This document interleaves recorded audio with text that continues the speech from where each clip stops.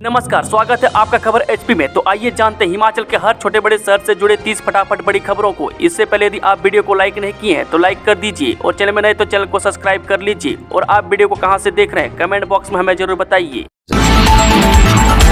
Action में शिक्षा विभाग नपेंगे खराब रिजल्ट देने वाले टीचर्स, कटेगी सैलरी। जी हाँ, हिमाचल प्रदेश स्कूल शिक्षा बोर्ड ने उन टीचर्स पर एक्शन लेने की तैयारी में है जिनका बोर्ड कक्षाओं में रिजल्ट 25% से कम रहा है। मैं खराब रिजल्ट देने वाले स्कूलों को कारण बताओ नोटिस जारी किया जाएगा। इसके अलावा खराब रिजल्ट देने वाले टीचर्स की सैलरी काटने का भी प्रावधान किया गया है। बता दें कि हिमाचल प्रदेश स्कूल शिक्षा बोर्ड के अधिकारी का कहना है कि नोटिस में शिक्षकों से खराब नतीजों को लेकर स्पष्टीकरण मांगा जाएगा। मैं दरअसल हिमाचल प्रदेश स्कूल शिक्षा बोर्ड से संबंधित स्कूलों के कक्षा 10वीं के बोर्ड नतीजों के विश्लेषण से पता चला है कि 116 स्कूलों में परिणाम 25% से कम था, मैं जिनमें से 30 स्कूलों में परिणाम 0% था। मैं प्राथमिक शिक्षा निदेशक आशीष कोहली ने इस बारे में सूचना दी है। उन्होंने कहा कि खराब रिजल्ट देने वाले शिक्षकों की पहचान कर ली गई है और नोटिस भेजने की प्रक्रिया भी शुरू हो गई है। उन्होंने कहा कि इसमें चेतावनी जारी करने और वेतन वृद्धि रोकने का प्रावधान है और पहले चरण में शिक्षा निदेशालय और उपनिदेशक उन स्कूलों के शिक्षकों को कारण बताओ नोटिस जारी करेंगे और फिर स्पष्टीकरण मांगेंगे जहां का रिजल्ट 25% से कम है। बिना परीक्षा मिलेगी नौकरी, 27 और 29 जून को यहां होंगे इंटरव्यू। जी हां, अगर आप नौकरी की तलाश में हैं तो जल्द ही आपकी रोजगार की यह तलाश खत्म होने वाली है। हम आपको अपनी इस खबर में 2 भर्तियों के बारे में बताने जा रहे हैं जिसमें आप बिना किसी परीक्षा के नौकरी पा सकते हैं। यानी इस भर्ती के लिए आपको बस इंटरव्यू के दौर से गुजरना होगा। मैं सबसे खास बात यह है कि 10वीं पास भी इस भर्ती के लिए आवेदन कर सकते हैं। टीजीटी भर्ती में यूजी के साथ पीजी की डिग्री भी होगी मान्य, प्रारंभिक शिक्षा विभाग ने बदले नियम। जी हां, प्रशिक्षित स्नातक शिक्षकों यानी कि टीजीटी की भर्ती में स्नातक और स्नातकोत्तर की डिग्री भी मान्य होगी। बता दें कि प्रारंभिक शिक्षा विभाग ने 15 साल बाद प्रशिक्षित स्नातक शिक्षकों के भर्ती एवं पदोन्नति नियम बदल दिए हैं। लोकसेवा आयोग शिमला या कर्मचारी चयन आयोग हमीरपुर के माध्यम से सीधी भर्तियां की जाएंगी। वे प्रदेश के सरकारी स्कूलों में टीजीटी कैडर के 14,224 पद हैं। वे भर्ती एवं पदोन्नति नियमों में बदलाव को लेकर प्रारंभिक शिक्षा निदेशक ने अधिसूचना जारी कर दी है। हिमाचल प्रदेश में अब टीजीटी की भर्ती एवं एनसीटीई नियम लागू होंगे। वे वर्ष 2009 में टीजीटी की सीधी भर्तियों के लिए भर्ती एवं पदोन्नति नियम बने थे, लेकिन अलग अलग कैडर की भर्ती में नियम भी अलग थे। इसके चलते कई मामले कोर्ट केस में फंसे थे। वे नए नियमों का सामान्य वर्ग के उन अभ्यर्थियों को भी फायदा है जिनका स्नातक में 50% अंक नहीं है। अब सभी कैडर स्ट्रेंथ के लिए एक समान भर्ती एवं पदोन्नति नियम में लागू होंगे। वही बता दें कि मेडिकल, नॉन मेडिकल और आर्ट्स संकाय में भर्ती के लिए एक समान नियम लागू होंगे। नए नियमों में तय किया गया है कि टीजीटी कैडर की भर्तियों के लिए यूजी के साथ अब पीजी की डिग्री भी मान्य होगी। नई शर्तों के तहत शैक्षणिक योग्यता में तय किया गया है कि टीजीटी की भर्ती के लिए बीए में यदि 50% अंक से कम प्रतिशतता है तो पीजी में 55% अंक मान्य होंगे। इसके साथ ही जमा 2 कक्षा में 50% अंकों के साथ बीएड का 4 साल का डिप्लोमा लागू होगा। केलांग में बोले मंत्री जगत सिंह नेगी, अब प्रदेश में लागू होगा वन अधिकार अधिनियम। जी हां, प्रदेश सरकार वन अधिकार अधिनियम 2016 का जनजातीय जिलों में प्रभावी क्रियान्वयन सुनिश्चित बनाएगी ताकि पात्र लोगों एवं उपेक्षित वर्गों को लाभ मिल सके। बता दें कि पहले जनजातीय क्षेत्र में प्रभावी क्रियान्वयन के बाद प्रदेश स्तर पर भी इसे लागू किया जाएगा। यह बात केलांग में आयोजित वन अधिकार अधिनियम को लेकर हुई कार्यशाला में राजस्व एवं बागवानी मंत्री जगत सिंह नेगी ने कही। उन्होंने कहा कि इस अधिनियम के तहत व्यक्तिगत एवं सामूहिक मामले को अधिकारियों ने लंबे समय से कानून की बारीकियों और संख्याओं के चलते स्वीकृति नहीं की जा रही थी। लिहाजा अब इस अधिनियम को प्रभावी तौर पर लागू करने के लिए शिमला में जनजातीय क्षेत्रों के डीसी, एसडीएम और निगम अधिकारी सहित गैर सरकारी सदस्यों के अलावा पंचायती राज संस्थानों के सदस्यों की कार्यशाला हुई। इसमें हर एक पहलू को स्पष्ट रूप से बताया गया है। हर्ष महाजन के घोटालों की होगी जांच, दोषी पाए गए तो कानूनी कार्रवाई करेगी सरकार। जी हां, हिमाचल में राष्ट्रपति शासन लागू करने के राज्यसभा सदस्य हर्ष महाजन के बयान पर पंचायती राज एवं ग्रामीण विकास मंत्री अनिरुद्ध सिंह ने पलटवार किया है। अनिरुद्ध सिंह ने कहा है कि हर्ष महाजन अनैतिक तरीके से विधायकों को खरीद कर राज्यसभा सदस्य बने हैं। मैं उनके समय हुए घोटालों की सरकार जाँच करेगी और अगर वह दोषी पाए जाते हैं तो उनके खिलाफ कानूनी कार्रवाई भी की जाएगी। अनिरुद्ध ने कहा कि हर्ष महाजन राष्ट्रपति शासन लगाने की बात कर रहे हैं। ऐसा कोई प्रयास किया गया तो प्रदेश सरकार के पास सर्वोच्च न्यायालय का विकल्प भी मौजूद है। उन्होंने कहा कि विधायकों के निलंबन के मामले में विधानसभा अध्यक्ष नियमों के तहत कार्रवाई कर रहे हैं। वे भाजपा को संविधान का उपहास बनाने की आदत पड़ गई है। वे भाजपा ने कांग्रेस के 6 विधायकों को खरीदा, उन्होंने भाजपा के टिकट पर दोबारा चुनाव में उतारा, लेकिन जनता ने उपचुनाव में 4 सीटों पर कांग्रेस प्रत्याशी को आशीर्वाद दिया। 3 निर्दलीय विधायकों को भाजपा ने इस्तीफा दिलाया और अब इन पर उपचुनाव में भी जनता इन्हें सबक सिखाएगी। बिंदल बोले गोलीकांड पर सीएम पर्दा डालने का प्रयास करेंगे तो भाजपा करेगी आंदोलन। जी हां, भाजपा प्रदेश अध्यक्ष डॉक्टर राजीव बिंदल ने कहा कि बिलासपुर गोलीकांड को हुए कई दिन बीत गए हैं। वे विरोध प्रदर्शन के बावजूद गोलीकांड के मास्टरमाइंड की गिरफ्तारी नहीं होना इस बात का सबूत है कि मुख्यमंत्री और सरकार दोषियों को बचाने में लगे हैं। उन्होंने कहा कि यदि मुख्यमंत्री बिलासपुर गोलीकांड पर पर्दा डालने और किसी को बचाने का प्रयास करेंगे तो भाजपा प्रदेशव्यापी आंदोलन चलाएगी। सेहत पर जोर, हिमाचल के आंगनबाड़ी में मिलेंगे बाजरा के बिस्कुट। जी हां, प्रदेश भर के आंगनबाड़ी केंद्रों में अब नौनिहालों को बाजरा के मीठे और नमकीन बिस्कुट मिलेंगे। बता दें कि मोटे अनाज को बढ़ावा देने के लिए सरकार ने पहल शुरू की है। इससे पहले केंद्रों में ओट्स बिस्कुट का वितरण किया जाता था। बता दें कि इस बार मेन्यू कार्ड में बदलाव कर दिया है। मैं साथ ही मेन्यू कार्ड सभी महिला एवं बाल विकास विभाग को दे दिए हैं। मैं आने वाले 4 महीनों में स्नैक्स में बाजरा के बिस्कुट को मेन्यू कार्ड में शामिल किया है। मैं कई केंद्रों में बाजरा बिस्कुट का कोटा पहुँचना शुरू हो गया है। मैं इसे खाने से बच्चों का शरीर स्वस्थ रहेगा। मैं गौरतलब है कि महिला एवं बाल विकास विभाग हर 4 माह बाद मेन्यू कार्ड में बदलाव करता है। मैं इससे बच्चे भोजन से बोर नहीं होते हैं और इसका आसानी से सेवन करते हैं। बता दें कि हाल ही में भी मेन्यू कार्ड में बदलाव हुआ है। मेन्यू कार्ड के अनुसार टेक होम राशन के तहत 6 माह से 3 साल तक के बच्चों को भी बिस्कुट का आवंटन किया जाएगा। मैं इसके साथ हॉट कुकट मील के तहत 3 से 6 साल के बच्चों को भी बाजरा बिस्कुट स्नैक्स के दौरान दिया जाएगा। मैं अगर स्नैक्स में बिस्कुट का आवंटन नहीं होता है तो मध्याह्न भोजन के साथ इसे बच्चों को दिया जाएगा। मेन्यू कार्ड में खास ध्यान रखा गया है कि जिस दिन नमकीन भोजन मिलेगा उस दिन मीठा बिस्कुट दिया जाएगा। मैं जिस दिन मीठा भोजन बनेगा उस दिन नमकीन बिस्कुट बंटा जाएगा। हिमाचल में 4 दिन का येलो अलर्ट, 28 से 29 जून को भारी बारिश की चेतावनी। हिमाचल प्रदेश में आगामी 4 दिन का येलो अलर्ट जारी हुआ है। 28 और 29 जून को प्रदेश के अधिकांश क्षेत्रों में भारी बारिश की चेतावनी दी गई है। मध्य और उच्च पर्वतीय क्षेत्रों किन्नौर, लाहौल स्पीति, शिमला, सोलन, सिरमौर, मंडी, कुल्लू और चंबा में बुधवार से और मैदानी क्षेत्रों ऊना, बिलासपुर, हमीरपुर और कांगड़ा में वीरवार से 1 जुलाई तक मौसम खराब बना रहने का पूर्वानुमान है। वहीं बता दें कि 28 और 29 जून को भारी बारिश के साथ अंधड़ चलने का भी संभावना है। मैं इसी दौरान प्रदेश में मानसून के प्रवेश करने के आसार भी है। ज्यादा लोड मिलने, फर्जी मीटर लगाने पर बिजली बोर्ड के रिटायर्ड कर्मचारी पर 13,40,000 का जुर्माना।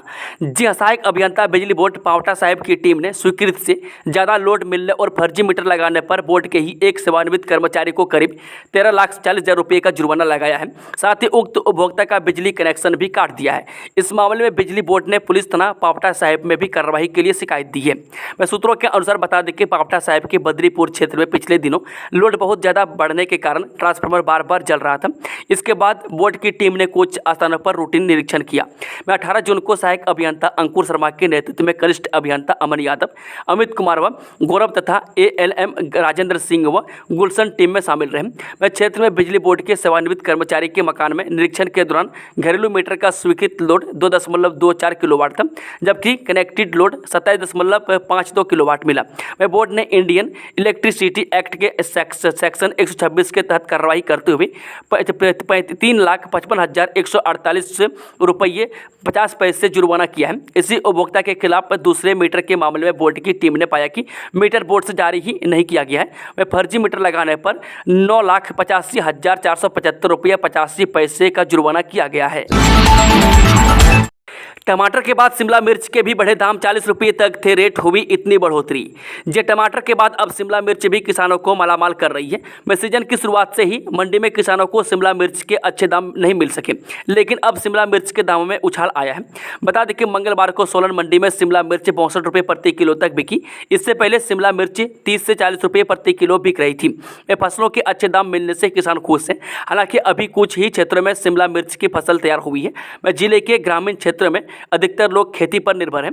वह लोग टमाटर, शिमला मिर्च, मटर, गोभी, बीन और लहसुन समेत कई अन्य नकदी फसलों की पैदावार करते हैं। वह सोलन की मुख्य नकदी फसल टमाटर और शिमला मिर्च है। वह पिछले वर्ष शिमला मिर्च के दामों से किसानों को निराशा ही हाथ लगी थी। राज्यसभा में सदन का नेता बनने से और बढ़ा जेपी नड्डा का कद। केंद्रीय मंत्री और भाजपा के राष्ट्रीय अध्यक्ष जेपी नड्डा को राज्यसभा में सदन का नेता बनाया गया। मैं इससे नड्डा का कद और बढ़ गया है। मैं प्रदेश के बिलासपुर जिला से संबंध रखने वाले जेपी नड्डा ने ABVP से अपने सियासी सफर की शुरुआत की थी। उन्हें साल 2012 में राज्यसभा के लिए चुना गया। मैं 2019 में उन्हें भाजपा के कार्यकारी अध्यक्ष पद का जिम्मा दिया गया। मैं फिर 2020 में अमित शाह के केंद्रीय गृह मंत्री बनने पर उन्हें पार्टी का पूर्ण अध्यक्ष बना दिया गया। बता दें कि अब मोदी कैबिनेट के प्रमुख मुख्यमंत्रियों में से एक हैं। तो अब राज्यसभा में नेता की बड़ी जिम्मेवारी देकर मोदी ने फिर से नड्डा पर भरोसा जताया है।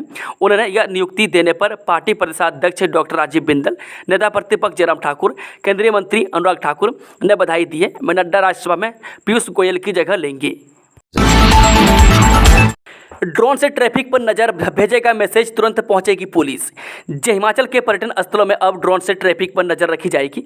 Himachal Pradesh traffic tourist and railway police यानी कि TTR शिमला, मनाली, धर्मशाला, चंबा आदि पर्यटन स्थलों को जाने वाली सड़कों पर ड्रोन से जाम का पता लगा रही है। मैं जिस क्षेत्र में ट्रैफिक जाम लग रहा है वहाँ के संबंधित ट्रैफिक कंट्रोल रूम में इसका मैसेज भेजा जा रहा है। इसके बाद पुलिस तुरंत मौके पर पहुँच रही है। बता दें कि TTR के मुताबिक यह ड्रोन 300 से 400 मीटर ऊपर जा रहा है। वह 5 किलोमीटर तक के एरिया में जाम की स्थिति के बारे में इससे नजर रखी जा रही है। Himachal traffic tourist railway police Shimla के पास इसका कंट्रोल है। वह जाम लगने पर तुरंत संबंधित ट्रैफिक कंट्रोल रूम में मैसेज भेजे जा रहे हैं। वह ऐसे में इन कंट्रोल रूम से जाम खोलने के लिए पुलिस को भेजा जा रहा है। वह 1 से 23 जून तक बाहरी राज्यों से शिमला में 1,65,659 गाड़ियाँ प्रवेश हुई है। वह शिमला से सोलन के लिए 1,44,807 गाड़ियाँ गई। वह जबकि सोलन से शिमला की ओर 1,83,403 गाड़ियां आई है। मैं दरअसल पर्यटन सीजन के चलते हिमाचल के पर्यटन स्थलों पर घंटों लोग जाम में फंस रहे हैं। मैं इससे लोगों की परेशानी लगातार बढ़ती जा रही है।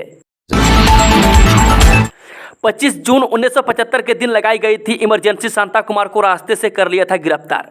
जी हां, 25 जून 1975 को देश में लगे आपातकालीन की इमरजेंसी को भाजपा के वरिष्ठ नेता एवं पूर्व मुख्यमंत्री शांता कुमार आज भी नहीं भूले हैं। उन्होंने कहा कि एक नेता की कुर्सी को बचाने के लिए पूरे देश को कैसे जेल खाना बना दिया था। उन्होंने बिना मतलब रास्ते से जेल में डाल दिया गया था। घर में बेटा बीमार होने पर उन्हें पैरोल पर आना पड़ा था। मैं इन बातों को याद करते हुए शांता कुमार को नाहन जेल में गुजारे दिन आज भी अच्छी तरह से याद है। उन्होंने कहा कि 24 जून 1975 को वे घर से शिमला गए थे। घर में यह कहकर गए थे कि मैं परसों शिमला से आ जाऊंगा। मैं 25 जून 1975 को पूरे देश में इमरजेंसी लागू होते ही उन्हें शिमला में गिरफ्तार कर थाने ले गई। यहां से उन्हें नाहन जेल भेज दिया गया। मैं उनका कहना है कि वह पुलिस से कहते रहे कि उन्हें क्यों गिरफ्तार कर रहे हो, लेकिन उनकी कोई नहीं सुन रहा था, जिस पर नाहन जेल में कई नेता इकट्ठे हो गए। मैं बाद में उनकी ओर से हाईकोर्ट में अपील दायर की गई। उन्हें बिना कारण गिरफ्तार किया गया और उन्हें जीने का अधिकार है, इस पर सरकार की ओर से पक्ष रखा गया।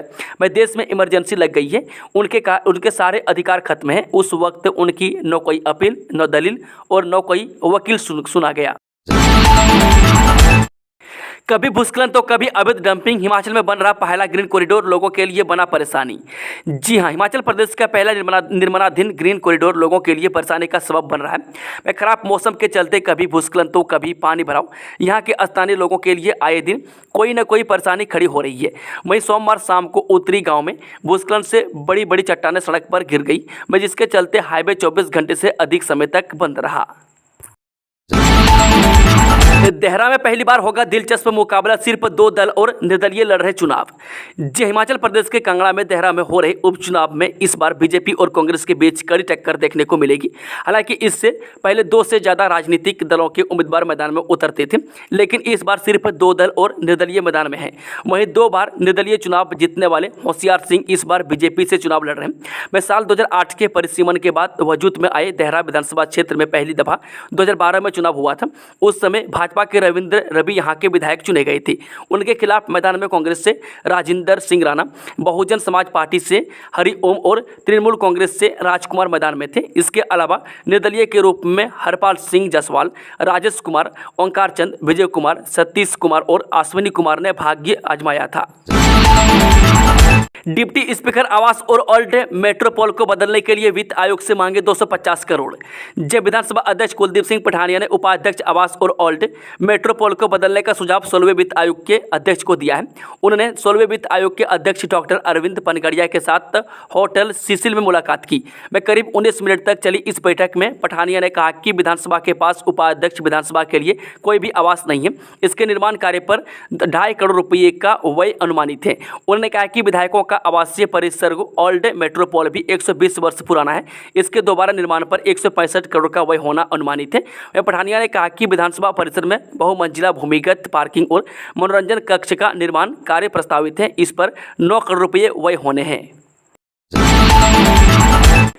प्रशासन ने कसा शिकंजा, 14 जुलाई से पहले किसी को भी जाने की परमिशन नहीं। जी हां, प्रशासन की देखरेख में आगामी 14 जुलाई से 21 जुलाई तक चलने वाली श्रीखंड कैलाश यात्रा पर निर्धारित तिथि से पूर्व किसी भी भक्त को जाने की अनुमति नहीं दी जाएगी। ये बात पुलिस उपाध्यक्ष आनी चंद्रशेखर कायत ने कही। श्रीखंड कैलाश यात्रा उत्तरी भारत की सबसे कठिनतम धार्मिक यात्रा है। इसके बावजूद लोग इसे हल्के में लेकर अपनी जान को जोखिम में डाल रहे हैं। पुलिस उपाध्यक्ष चंद्रशेखर कायत ने बताया कि श्रीखंड कैलाश यात्रा इस वर्ष आधिकारिक तौर पर 14 जुलाई से शुरू हो रही है, जिसके लिए निर्धारित पोर्टल पर ऑनलाइन प्रक्रिया शुरू हो गई है। निर्धारित तिथि से शुरू होने वाली यात्रा में श्रद्धालुओं के लिए प्रशासन की तरफ से हर तरह की सुविधा रहेगी। इस बार यात्रा के मार्ग में NDRF की टीम भी तैनात रहेगी। पुलिस उपाध्यक्ष ने बताया कि अब तक जो यात्री प्रशासन की अनुमति के बिना श्रीखंड यात्रा पर गए हैं, उनमें से 3 लोग विभिन्न कारणों से अपनी जान गंवा चुके हैं। एक हफ्ते में स्कॉलरशिप से हाथ धो बैठेंगे छात्र। जी हाँ, रिमाइंडर के बाद भी आधार से खाते सीड न करने पर छात्र अपनी छात्रवृत्ति से हाथ धो बैठेंगे। दरअसल शिक्षा विभाग ने अब अंतिम रिमाइंडर जारी करते हुए छात्रों को 1 सप्ताह का समय दिया है। दरअसल हिमाचल प्रदेश में पिछले 2 सालों से प्री मैट्रिक और पोस्ट मैट्रिक योजना का लाभ लेने से हजारों विद्यार्थी वंचित रह गए हैं। योजना की राशि 2 वर्ष से लटकी हुई है। इसके चलते इस योजना के तहत प्री मैट्रिक और पोस्ट मैट्रिक अनुसूचित जाति छात्रवृत्ति योजना के पात्र विद्यार्थियों को लाभ नहीं मिला है। इसके पीछे मुख्य कारण इस योजना के तहत विद्यार्थियों के बैंक खाता आधार नंबर से सीड नहीं किए गए, जिसके चलते इस योजना के तहत छात्रवृत्ति राशि का पैसा विद्यार्थियों के खातों में ट्रांसफर नहीं हो पाया है। शिक्षा विभाग ने इस बारे में समस्त कुलपति से लेकर सभी शिक्षा उपनिदेशक, प्रधानाचार्य, मुख्य अध्यापक और निजी शैक्षणिक संस्थानों को पत्र जारी करके पूरी स्थिति से अवगत करवा दिया है। नीट पेपर लीक पर आ गया अध्यादेश, जानिए कितनी होगी सजा और कितना जुर्माना। देश भर में इन दिनों पेपर लीक को लेकर बवाल मचा हुआ है। लाख शक्ति के बाद भी शातिर भर्ती परीक्षाओं के पेपर लीक कर युवाओं के भविष्य से खिलवाड़ कर रहे हैं। देश के कई राज्यों में पेपर लीक घटनाएं सामने आई है। अभी हाल ही में हुई नीट पेपर और NET की परीक्षा में भी धांधली देखने को मिली है। पेपर लीक की इन घटनाओं को देखते हुए अब उत्तर प्रदेश की योगी सरकार सख्त हो गई है। दरअसल राज्य में पेपर लीक जैसी घटनाओं को रोकने के लिए योगी सरकार अब यूपी सार्वजनिक परीक्षा अध्यादेश 2024 लेकर आई है। इसके तहत अब पेपर लीक में दोषी पाए जाने वाले आरोपी को आजीवन कारावास और 1 करोड़ रुपये तक का जुर्माना लगाया जाएगा। इस प्रस्ताव को योगी कैबिनेट में मंजूरी दे दी गई है। क्या बंद हो जाएगी पुरानी पेंशन योजना और महिलाओं को 1500 रुपये। पुरानी पेंशन बहाली के लिए हिमाचल के कर्मचारियों ने खुलकर हल्ला बोला, यहां तक कि प्रदर्शन किए, धरने पर बैठे। लाख जतन करने के बाद कर्मचारियों की पेंशन बहाल हुई। अब उसी पेंशन पर संकट के बादल मंडरा रहे हैं, या यूं कहें कि यह पेंशन बंद भी हो सकती है। ऐसा इसलिए कि हिमाचल पहुंचे वित्त आयोग के अध्यक्ष डॉक्टर अरविंद पनगड़िया ने साफ किया है कि कुछ राज्यों में पुरानी पेंशन योजना दोबारा बहाल होने और मुफ्त की रेवड़ियां बांटने के मामले उनके ध्यान में है। इन बिंदुओं को फाइनेंस कमीशन अपनी रिपोर्ट में एड्रेस करेगा। बता दें कि प्रदेश में सत्ता परिवर्तन के लिए OPS का भी अहम रोल है, क्योंकि कर्मचारियों ने यह मांग पूर्व सरकार के समय में ही की थी। हालांकि उस वक्त सरकार ने इसे देने से इनकार तो नहीं किया था, लेकिन बहाल भी नहीं की थी। इसके बाद विधानसभा चुनावों में कांग्रेस पार्टी ने इसे प्रमुख मुद्दा बना लिया। साथ ही मुकेश अग्निहोत्री ने महिलाओं को 1500 रुपये देने की भी घोषणा चुनावों के दौरान कर दी। इसके बाद सत्ता परिवर्तन हुआ और कांग्रेस की सरकार बन गई। सरकार बनने के बाद मुख्यमंत्री सुखविंदर सिंह सुक्खू ने OPS बहाल कर दी। इसके बाद अब लोकसभा चुनाव और विधानसभा उपचुनावों के बाद महिलाओं को 1500 रुपये प्रति महीना भी मिलना शुरू हो गए। हालांकि सभी जिलों में यह राशि मिलना शुरू नहीं हुई है। विश्व विजेता ऑस्ट्रेलिया वर्ल्ड कप से बाहर, अफगानिस्तान सेमीफाइनल। T20 विश्व कप से बांग्लादेश और ऑस्ट्रेलिया की विदाई हो गई है। अफगानिस्तान के खिलाफ जारी मैच में अफगानिस्तान ने बांग्लादेश को ऑल आउट कर मैच जीत लिया है। अफगानिस्तान ने बांग्लादेश को 8 रन से मात दी है। इसी के साथ अफगानिस्तान पॉइंट से टेबल में 4 अंकों के साथ ग्रुप 1 में दूसरे नंबर पर पहुँच गया है। बता दें कि अब सेमीफाइनल में पहुँचने वाली 4 टीमें हो गई है। इनमें भारत, अफगानिस्तान, इंग्लैंड और दक्षिण अफ्रीका है। इससे पहले मैच रोमांचक मोड़ पर था। अफगानिस्तान को मैच के 19वें ओवर में 2 विकेट की जरूरत थी और बांग्लादेश को जीत के लिए 9 रन चाहिए थे। कप्तान राशिद खान में नवीन उल हक को गेंद थमाई और नवीन ने 2 विकेट चटकाकर मैच अफगानिस्तान के नाम कर दिया। इसी के साथ ऑस्ट्रेलिया की सारी उम्मीदें धराशायी हो गई, जबकि अफगानिस्तान ने वनडे विश्व कप का बदला ले लिया है।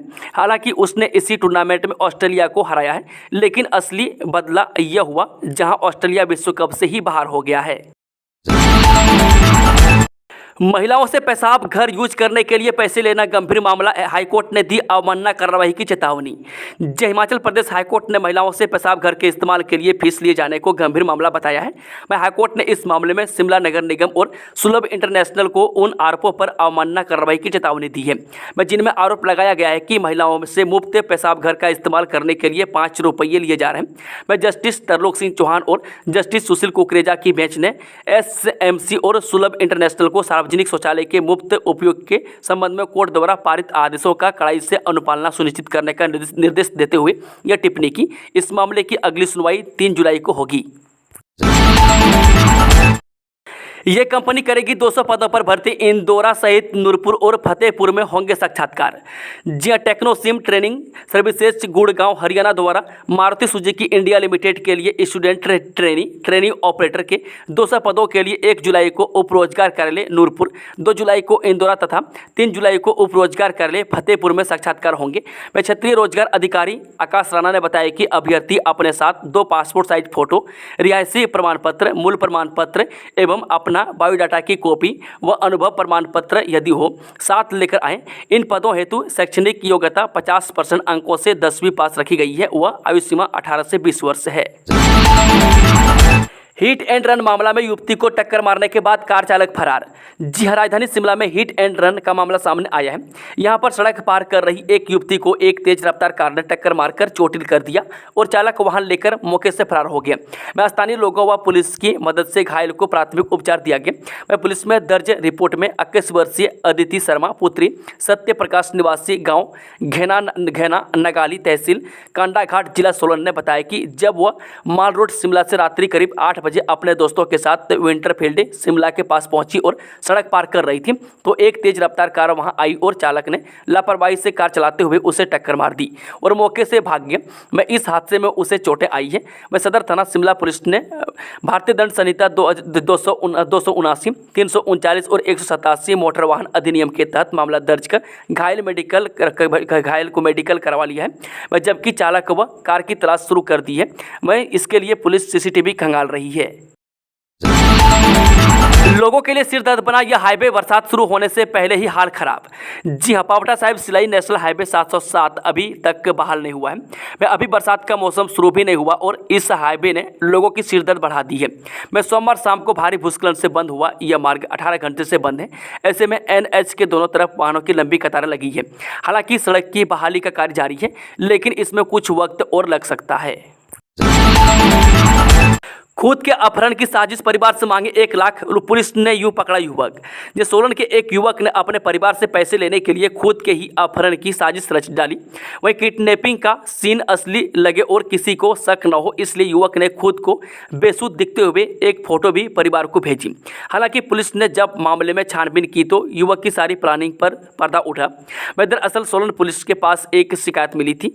शिकायतकर्ता ने बताया कि अभय गोयल निवासी कथेड़ बाईपास ने पुलिस को शिकायत दी है कि 23 जून को उसके भाई के फोन पर मैसेज आया कि अमन गोयल उसके पास है और वह अमन के पिता को बता दे कि 1 घंटे में 1 लाख रुपये ट्रांसफर कर दें। इस घटना को सच्चा दिखाने के लिए उसने अपनी फोटो भी भेजी जिसमें वह बेसुध दिख रहा था। इस बीच पुलिस ने मामले में जब जांच शुरू की तो युवक के मोबाइल फोन से उसकी लोकेशन को ट्रेस किया गया, जहां उसकी लोकेशन हरियाणा की थी। ऐसे में पुलिस ने अमन गोयल को हरियाणा के शाहपुर में एक गुरुद्वारे से पकड़ा। युवक यहां अकेला बैठा हुआ था। हिमाचल में MBBS में दाखिला दिलाने के नाम पर लाखों की ठगी, महिला अरेस्ट। जिला मंडी के सुंदरनगर उपमंडल में MBBS में दाखिला दिलाने के नाम पर 9 लाख रुपए की ठगी करने का मामला सामने आया है। पुलिस थाना धनोटू की टीम ने धोखाधड़ी और आपराधिक षड्यंत्र रचने पर मामला दर्ज किया है। पुलिस ने मामले में आरोपी महिला को गिरफ्तार कर लिया है। वहीं पुलिस ने आरोपी को सुंदरनगर न्यायालय में पेश किया, जहाँ से उसे 4 दिन के पुलिस रिमांड पर भेज दिया गया है। आरोपी महिला Parul Sharma messrs study 7 CJ 72 चौथी मंजिल ST 4 प्रतापगंज मधु बिहार मेन मार्केट दिल्ली से अन्य आरोपियों की संलिप्तता को लेकर भी पूछताछ अमल में लाई जाएगी। राहुल गांधी लोकसभा में विपक्ष के नेता होंगे, इंडिया गठबंधन की बैठक में फैसला।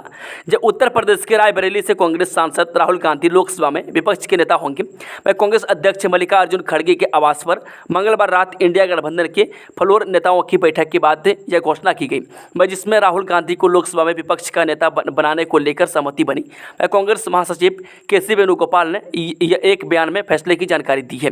बैठक के बाद कांग्रेस के वरिष्ठ नेता के.सी. वेणुगोपाल ने मीडिया को बताया कि कांग्रेस संसदीय दल की अध्यक्ष सोनिया गांधी ने प्रोटेम स्पीकर भर्तृहरि महताब को पत्र लिखकर राहुल गांधी को लोकसभा में विपक्ष का नेता नियुक्त करने के फैसले की जानकारी दी।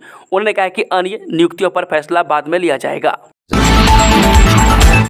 मणिकर्ण में पर्यटक और बस चालक में हुई तकरार, पंजाब से आए सैलानी ने निकाल ली रिवाल्वर। जी पर्यटन नगरी मनाली में इन दिनों सैलानियों की आवाजाही जारी है। वही सैलानियों की संख्या के चलते आए दिन ट्रैफिक जाम की स्थिति भी देखने को मिल रही है। ऐसे में जिला कुल्लू की मणिकर्ण घाटी में ट्रैफिक जाम के बीच पंजाब के एक सैलानी और कुल्लू के निजी बस के चालक के बीच तकरार हो गई। वह थोड़ी ही देर में तकरार इतनी बढ़ गई कि सैलानी ने रिवाल्वर निकाल ली। वहीं इस घटना का एक वीडियो सोशल मीडिया में भी वायरल हो रहा है। मिली जानकारी के अनुसार मणिकर्ण के समीप ट्रैफिक जाम लगा था। वह पास देने को लेकर पंजाब से आए एक सैलानी और निजी बस के चालक के बीच बहस हो गई। वह दोनों के बीच सड़क पर बहस होने लगी। मौके पर आसपास के लोग भी जमा हो गए। वह वीडियो में इस दौरान एक पुलिस जवान भी नजर आ रहा है, जबकि एक महिला बीच बचाव करती हुई नजर आ रही है। वह बहस के बीच थोड़ी देर में मौके पर गाड़ियों की लंबी कतारें लग गई। इसी बीच आरोप है कि कार में बैठे पंजाब के सैलानी ने निजी बस के चालक को रिवाल्वर दिखाकर डराना शुरू कर दिया। इस घटना का एक वीडियो भी सोशल मीडिया पर वायरल हो रहा है। सड़क पर जाम फंसे एक युवक ने इसका वीडियो बना लिया। इस हरकत को देखकर स्थानीय लोग भी मौके पर जमा हो गए और पुलिस को भी मौके पर बुलाया गया। वहीं एसपी कुल्लू संजीव चौहान ने बताया कि मणिकर्ण पुलिस की टीम की ओर से इस पूरे मामले की छानबीन की जा रही है।